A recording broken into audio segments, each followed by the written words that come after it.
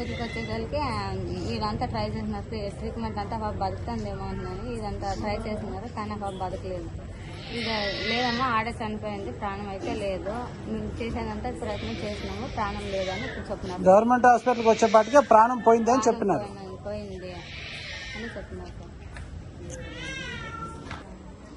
చెప్పు స్వామి, నువ్వేం పని చేస్తావా? పెయింటింగ్ పని. నువ్వు బెంగళూరు నుంచి ఇప్పుడు వస్తావా? ఓకే ఓకే, చెప్పట్టు మాట్లాడుతా. ఇప్పుడు ఆర్ఎంపీ డాక్టరు వైద్యం వికటించి ఒక చిన్న పాప చనిపోయింది. ఇంతకు ముందు కూడా సరిగ్గా 2 వారాల కిందటే అనుకుంటాను, చెన్నవీరప్ప అనే ఒక డాక్టరు వైద్యం వికటించి ఇదే అట్లే బెంగళూరులో కూలి పని చేసుకునే ఒక అబ్బాయి కూడా చనిపోయినాడు. 30 సంవత్సరాల వయసు అనుకుంటాను. వాళ్ళకు కూడా 2 పిల్లోళ్ళు, వాళ్ళ కుటుంబం కూడా నాశనమైంది. ఆర్ఎంపీ డాక్టర్ల వల్ల ఎన్నో కుటుంబాలు నాశనం అవుతున్నా కూడా ఆర్ఎంపీ డాక్టర్ పైన చర్యలు తీసుకోకపోవడము, జిల్లా వైద్య శాఖ అధికారుల నిర్లక్ష్యం వల్లే రాయదుర్గంలో చాలా మంది ప్రాణాలు పోతున్నాయని చెప్పి మనం తెలుసుకోవాలి. కాబట్టి నేను మీకు చెప్పేదేమంటే, ఎవరికైనా కానీ ఈ వీడియో చూసే వాళ్ళందరికీ చెప్పేదేమంటే, ఫస్ట్ ఏమైనా ప్రాబ్లం అయితే ప్రభుత్వ ఆసుపత్రికి రండి అని.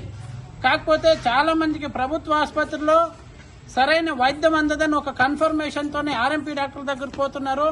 కాకపోతే ఆర్ఎంపీ డాక్టర్లు ఎంతమందికి లైసెన్స్ ఉంది, ఎంతమందికి వైద్యం చేసే శక్తియుక్తులు ఉన్నాయి అనేది కూడా ఎవరికి, చాలా మంది పల్లెటూరులకి తెలియకపోవడం వల్లనే ఈ ప్రమాదాలు జరుగుతున్నాయి. తక్షణమే ప్రభుత్వం చనిపోయిన ఈ కుటుంబానికి ఆర్థిక భరోసాని ఇవ్వాలి, ఆర్థిక సాయాన్ని ప్రకటించాలి. అలాగే ఎవరైతే ఆర్ఎంపీ వైద్యం పేరుతో ఒక చిన్న పాప ప్రాణం పోవడానికి కారణమయ్యారో వాళ్ళపైన వెంటనే చర్యలు తీసుకోవాలి.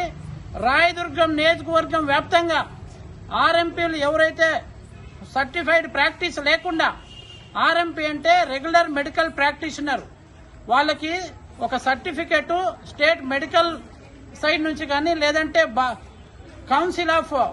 మెడికల్ కౌన్సిల్ ఆఫ్ ఇండియా నుంచి అయినా కానీ వాళ్ళ సర్టిఫికేట్ ఉండాలా.